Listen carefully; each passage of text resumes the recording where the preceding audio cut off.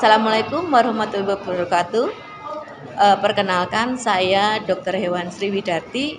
Saya bertugas di Dinas Ketahanan Pangan dan Pertanian Kabupaten Purworejo. Salam kenal untuk semua peternak di seluruh Indonesia. Saat ini kita mau membahas tentang penyakit mulut dan kuku yang sekarang masih merebak di Indonesia, khususnya untuk pencegahan dan penanggulangan di Kabupaten Purworejo. Nah, ini kan banyak teman-teman saya yang pada menanyakan PMK ini. Ya. PMK ini tuh sebenarnya parah atau belum, Bu? Begini ya, penyakit mulut dan kuku ini sebenarnya timbul pertamanya di Jawa Timur.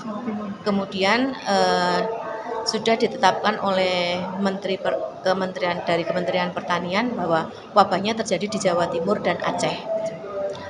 Kemudian untuk mengantisipasi mewabahnya penyakit PMK ini, dari baik kementerian, dari karantina, dan dari provinsi maupun kabupaten kota, mereka sudah diinstruksikan untuk melakukan pencegahan dini dari merebaknya penyakit ini. Jadinya penyakit ini sebenarnya disebabkan oleh virus. Disebabkan oleh virus, di mana virus ini menyerangnya kepada ternak-ternak yang mempunyai kuku belah. Seperti sapi, kambing, domba, kemudian babi, bahkan bisa juga menyerang ke hewan liar seperti rusa, pokoknya yang kakinya berkuku dua. Terus penyakit ini cara penularannya melalui udara atau juga sering disebut dengan airborne disease. Ini penyebarannya ke ternak bisa mencapai 100% penularannya, tapi angka kematiannya rendah. Biasanya yang tidak tahan penyakit ini adalah hewan-hewan yang masih muda. Terus dari penyakit ini tadi penularannya sudah melalui udara, kemudian kontak langsung antar ternak, kemudian dari alat-alat yang ada di sekitar ternak, seperti itu. Maksudnya nggak boleh bareng-bareng gitulah ya, Bu ya? Begini, bukan bareng-bareng. Artinya penularannya itu misalnya ada di suatu tempat yang sudah terindikasi positif, terus peternak masuk ke situ, terus dia pindah ke kandang lain yang masih negatif, dia bisa menularkan ke ternaknya itu. Sedangkan gejala-gejalanya dari penyakit ini adalah biasanya ternaknya itu demam dulu. Demam, kemudian dari mulutnya itu biasanya keluar busa, berbusa, air liur seperti itu. Nanti dia di mukosa-mukosanya itu akan melepuh lah. Setelah lepuhannya itu pecah, itu nanti timbul keropeng-keropeng. Otomatis hewan kalau lidah terus bibirnya itu pada luka, kan dia tidak mau makan. Nah, nanti yang parah lagi kalau sudah sampai ke teracak, ke kuku tadi, itu nanti kukunya lepas. Nah, ini karena penyakit penyebabnya virus, belum ada obatnya. Belum ada obatnya. Kalau sudah sampai teracak itu lepas, otomatis biasanya nanti bisa menimbulkan kematian karena ada infeksi sekunder, biasanya dari bakteri. Karena kalau ternak kan nggak seperti kita ya, pakai sendal, pakai bisa. Kalau ternak kan karena memang tempatnya kotor. Terus ada lagi. Coba saya mau tanya, ini cara untuk penanganan biar wabah ini tuh nggak bisa menyebar kemana-mana itu harus gimana, Bu? Apa harus dikarantina kalau kambing-kambing yang benar-benar sudah positif tertular? Untuk ternak-ternak yang sudah terindikasi positif, ini biasanya gini ya, Mbak. Kalau penyakit yang PMK ini kan sebenarnya adalah penyakit yang zaman tahun 1983 itu memang ada wabah di Indonesia. Dulu sudah pernah ada. Itu kemudian tahun 1986 sebenarnya Indonesia sudah dinyatakan bebas. Tapi kemudian ini muncul lagi. Nah, ini kalau misalnya ada terindikasi kok ternak yang menunjukkan ciri-ciri atau gejala yang menyerupai penyakit PMK ini, kita dari petugas kesehatan hewan dari dinas, kalau di sini dinasnya adalah Dinas Ketahanan Pangan dan Pertanian.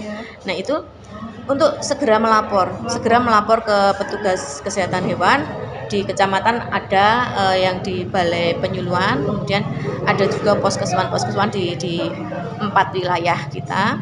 Itu nanti misalnya kok ada hewan yang menunjukkan ciri gejala penyakit PMK, ada mulutnya berliur, ada keropeng-keropeng seperti itu, nanti akan segera kita tangani, kita isolasi daerah tersebut, kita tangani dengan pengobatan dan mungkin dengan sterilisasi tempat tersebut.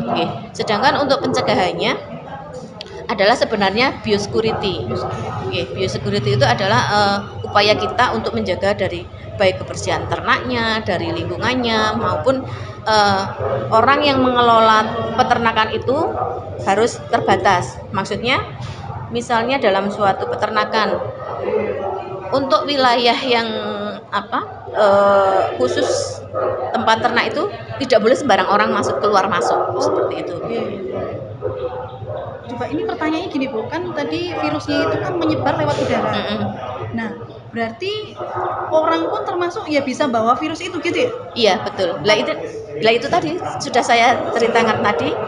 Misalnya ada orang yang masuk ke tempat yang positif. Nah, itu mereka bisa membawa virus itu. Waduh, bahaya banget berarti ya Bu ya? Ya, itu penularannya ke hewan 100%. Ini penularan terbesar ini masih di Jawa Timur ya Bu? Daerah yang sudah banyak positif di Jawa Timur, tapi ini sudah mulai merambah ke daerah-daerah lain. Makanya untuk antisipasi dari masing-masing daerah kabupaten kota melaksanakan upaya untuk pencegahan. Salah satu contohnya di Kabupaten Purworejo, salah satu pencegahannya adalah melalui pintu-pintu masuk ternak. Kemarin sudah kita laksanakan di Pasar Hewan Bato, kemudian ini di Pasar Hewan Pandanrejo, karena sini juga merupakan malah pasar yang skupnya nasional, karena pedagangnya dari berbagai macam wilayah. Terus ini tadi upaya kita di pasar ini, di wilayah Pandanrejo ini dan Kaligesing dan sekitarnya adalah pencegahan masuknya teman-teman pedagang yang dari daerah-daerah yang sudah positif untuk tidak boleh bertransaksi di Pasar Pandanrejo. Tapi banyak banget tadi teman-teman yang dari Jawa Timur udah pada masuk. Itu sebagian cuman pulaan. Ada yang pulaan, terus tapi tadi ada yang membawa ternak langsung kita suruh stop langsung balik. Enggak. Meskipun dari segi fisik ternak yang mereka bawa itu kelihatan sehat, tapi tidak menutup kemungkinan ternak-ternak tersebut sudah mungkin terinfeksi atau gimana, karena masa inkubasinya 14 hari. Berarti intinya buat teman-teman yang di Jawa Timur itu kalau bisa nggak boleh kesini dulu ya Bu ya, nggak boleh bawa ternak ke sini. Kalau belanja nggak apa-apa ya Bu ya. Tapi dari pemerintah pun sudah diberikan himbauan terus arahan bahwa ternak-ternak yang dari wilayah Jawa Timur memang sudah di lockdown di sana, tidak boleh keluar dari Jawa Timur, mungkin ada yang selisip biasalah. Makanya untuk antisipasi itu semua kabupaten kota di seluruh wilayah Indonesia antisipasinya seperti yang kita laksanakan pada saat ini. Ya pokoknya intinya semua pemerintah pun intinya menangani ya teman-teman ya. Jadi pesannya gimana Bu untuk pesan buat peternak kita deh, peternak Indonesia? Untuk peternak-peternak kita di Indonesia, khususnya juga di Kabupaten Purworejo ya, karena saya berada di wilayah Kabupaten Purworejo, terutama karena Purworejo adalah merupakan wilayah sumber bibit kambing Kaligesing, makanya marilah kita upayakan untuk menjaga aset kita ini, yaitu dengan mencegah masuknya penyakit mulut dan kuku ini, yaitu minimal dengan menjaga kebersihan dari kandang masing-masing ternak. Kemudian untuk teman-teman di peternak di seluruh Indonesia mungkin juga sudah protapnya juga sudah seperti kita nih, menjaga kebersihan, biosecurity dan lain sebagainya. Mari kita jaga tanah air kita dari mewabahnya penyakit mulut dan kuku. Oke, itu aja ya teman-teman ya. Disimak baik-baik ya teman-teman ya. Ini semua demi kebaikan seluruh peternak Indonesia. Oke, itu aja ya Bu ya. Terima kasih banyak ya Bu ya. Sama-sama. Semoga Ibu sukses. Amin.